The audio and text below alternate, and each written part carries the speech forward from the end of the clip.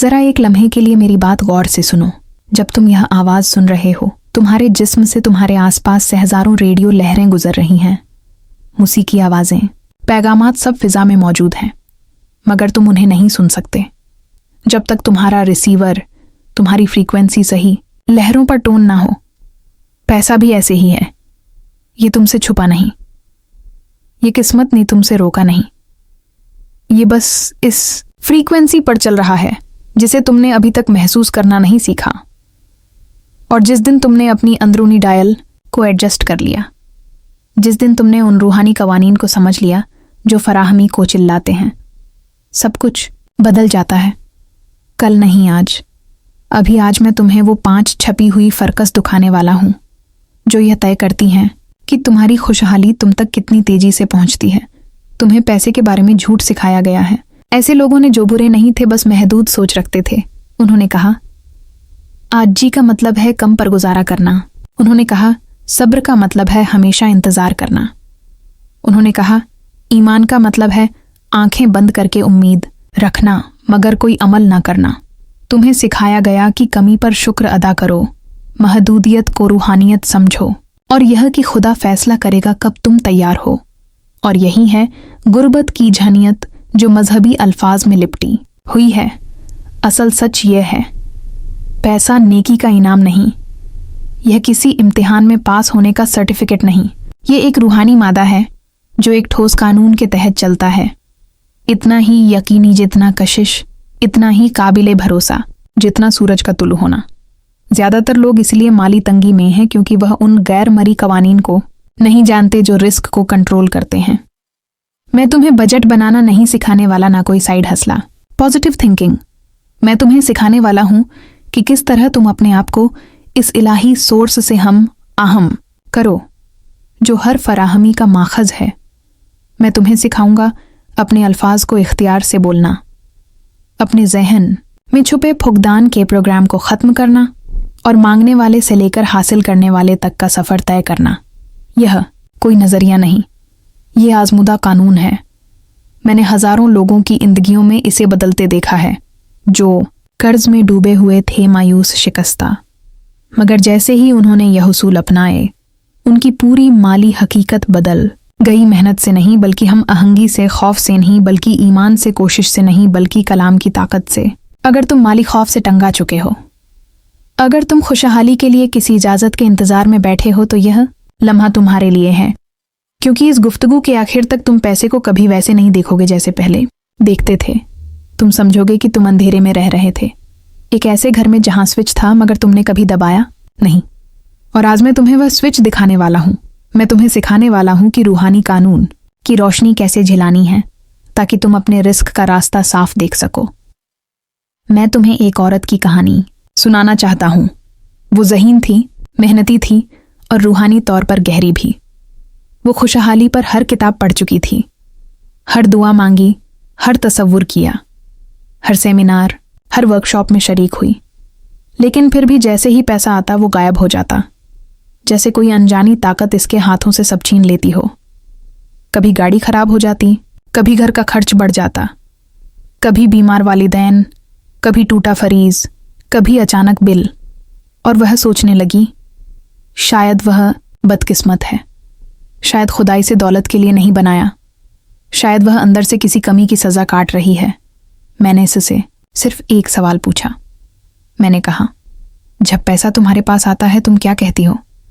वो हैरान हुई, बोली, क्या मतलब? मैंने कहा, जब तुम्हें तनख्वाह मिलती है या कोई चेक आता है और कोई अचानक रकम हाथ लगती है तो तुम्हारे मुंह से पहला जुमला क्या निकलता है? क्या सोच आती है तुम्हारे जहन में इसी लम्हे?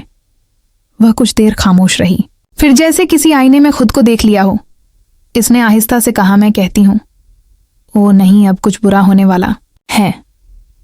यह पैसा ज्यादा देर नहीं रहेगा, मुझे इसे फौरन बचा लेना चाहिए। शायद कोई इमरजेंसी आ जाए, कुछ ना कुछ जरूर टूटने वाला है। शायद कोई बिल भूल गई हो और फिर वह जल्दी से हिसाब लगाने लगती। कितना देना है, कहाँ कमी है, कौन सा नुकसान अब दरवाजे पर है। और वही था उसका जादू, मगर उल्टा जादू। वह अपनी जुबान से नुकसान को बिला रही थी इसका लाशूर हर बार उसके अल्फाज को हुक्म समझकर ऐसे वाक्यात पैदा कर देता था जो उसके जुमले को वो सच ही बना दे। तुम देखो, लाशूर मुजा नहीं समझता, वो दलील नहीं देता, बहस नहीं करता, वो सिर्फ हुक्म मानता है। जो तुम कहते हो वही बनने लगता है। जब वह औरत बोलती कुछ बुरा होने वाला है तो इसका जहन फौरन वह हालात बना देता जहां कुछ बुरा हो, गाड़ी खराब, बिल नुकसान, ताकि इसके अल्फाज दुरुस्त साबित हो। इसीलिए मैं इसे सिखाता हूं। तुम्हारा जहन एक बाग है और तुम्हारे अल्फाज बीच अगर तुम खौफ, कमी और शक के बीज बोगे तो खुशहाली वहां कभी नहीं उगेगी। मैंने इसे नया जुमला सिखाया। मैंने कहा, अब से जब भी पैसा आए, चाहे जितना भी कम, यूं कहो मैं अपने लामुतना ही रिस्क का शुक्र अदा करती हूं। पैसा मेरे पास आसानी और तसलसल से आता है, जाहिर और गैर जाहिर। जराए से शुरू में इसे अजीब लगा। दिमाग ने फौरन मुजाहमत की। अंदर से आवाज आई, तुम झूठ बोल रही हो, तुम अमीर नहीं हो, ये खुद फरेबी है, ये बकवास है, दोबारा मायूस हो जाओगी। लेकिन इसने हार नहीं मानी। वो बोलती रही। रोज यकीन के साथ और 6 हफ्ते बाद सब कुछ बदल गया। रकम आने लगी और रुकने लगी, मौके मिलने लगे, कर्ज उतरने लगे। जहां से उम्मीद नहीं थी वहां से रिस्क के दरवाजे खिलने लगे। एक पुराना क्लाइंट वापस आया, एक इंश्योरेंस कंपनी ने रिफंड भेजा, एक पुराना कर्ज जो वह भूल चुकी थी वापस मिला। कुछ भी किस्मत से नहीं हुआ, सब कुछ लफ्ज से हुआ। इसने अपनी फ्रीक्वेंसी बदली, इसने कानून के साथ हमआहंगी पैदा की। एक बुजुर्ग ने कहा था, जो सिर्फ लेने में खुश है वह दरअसल अपने हाथ बंद कर लेता है, और बंद हाथ कभी कुछ नया नहीं थाम सकते। खुशहाली रुकने से नहीं, चलने से बढ़ती है। पैसा दरअसल तवानाई है, यह हरकत चाहता है जैसे खून। अगर बहाव रुक जाए तो जिस्म बीमार हो जाता है, और अगर पैसा रुक जाए तो जिंदगी की तवानाई बीमार हो जाती है। मैंने एक शख्स से मुलाकात की जो हर वक्त शिकायत करता था कि पैसा आता है मगर टिकता नहीं।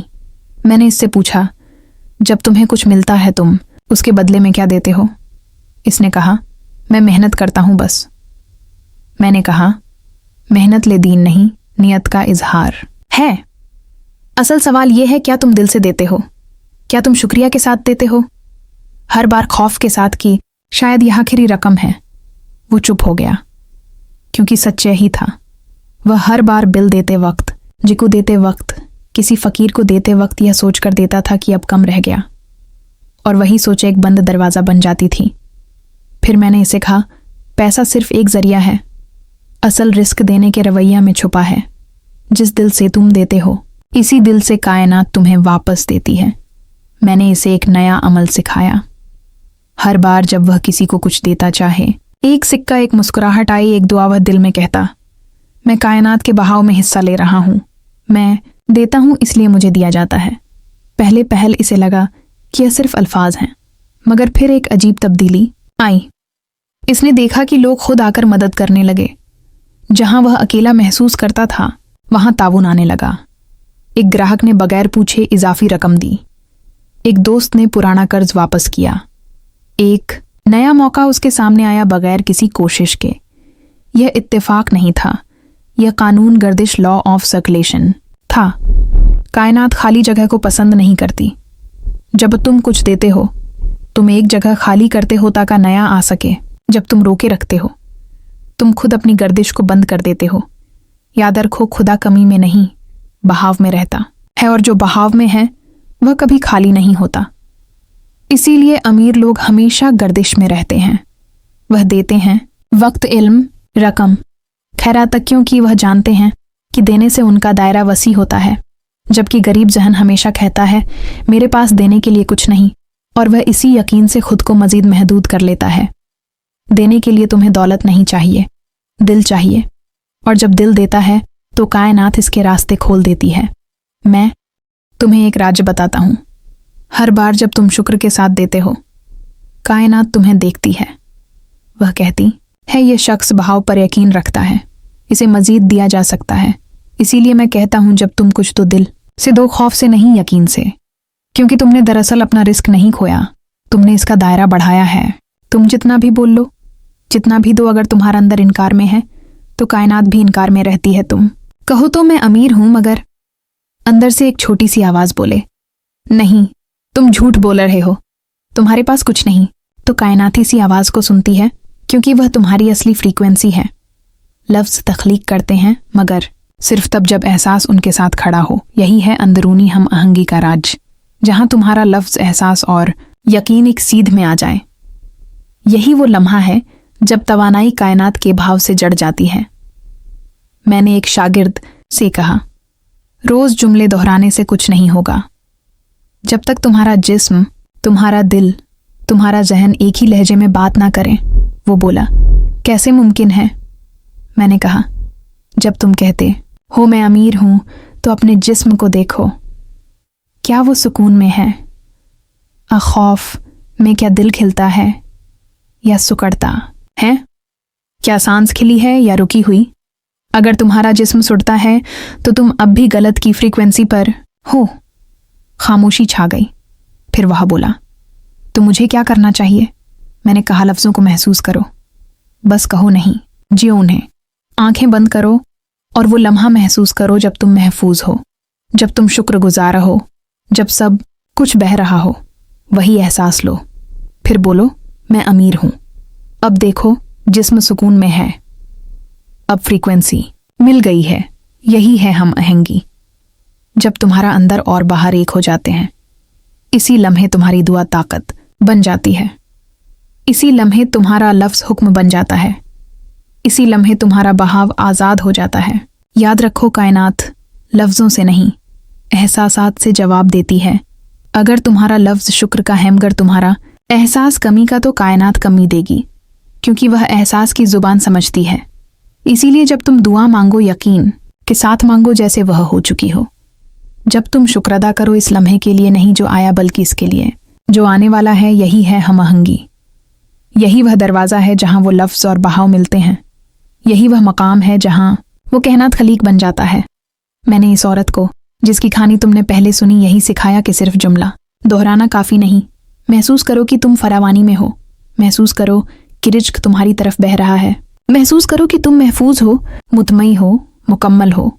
और फिर देखो, कायनात तुम्हारी फ्रीक्वेंसी के मुताबिक जवाब देती है। मौके आते हैं, दरवाजे खुलते हैं, लोग मदद करते हैं, इत्तेफाकात बन जाते हैं, क्योंकि तुम्हारा अंदर और बाहर एक हो चुके हैं। यही है तीसरा छुपा हुआ कानून, अंदरूनी हम आहंगी का कानून। कायनात में एक ऐसा लम्हा आता है जहां दुआ और हकीकत के दरमियान कोई फासला नहीं रहता, जहां मांगना बंद हो जाता है और सिर्फ जाना बाकी रहता है। यही वह मकाम है जिसे आरफीन ने यकीन का दर्जा कहा, और मगरबी सूफियों ने नोइंग स्टेट, जहां इंसान यह नहीं कहता मुझे उम्मीद है, बल्कि यह कहता है मैं जानता हूं कि यह हो चुका है। यकीन दुआ का आखिरी रूप है, जहां तुम अपनी तवानाई को इस सतह पर ले आते हो कि तुम्हारे और तुम्हारी ख्वाहिश के दरमियान कोई फर्क नहीं रहता। मैंने एक शख्स से कहा, दुआ करना बंद करो और जाना शुरू करो। वो हैरान हुआ, यह क्या मतलब है? मैंने कहा, जब तुम मांगते हो, तुम इकरार करते हो कि तुम्हारे पास नहीं है, और जब तुम यकीन करते हो, तुम ऐलान करते हो कि तुम्हारे पास है। कायनात तुम्हारे अल्फाज नहीं सुनती, वह तुम्हारे यकीन की लहरें सुनती है। इसी लम्हे तुम्हारी फ्रीक्वेंसी बदलती है, तुम मांगने वाले से खालिक बन जाते हो।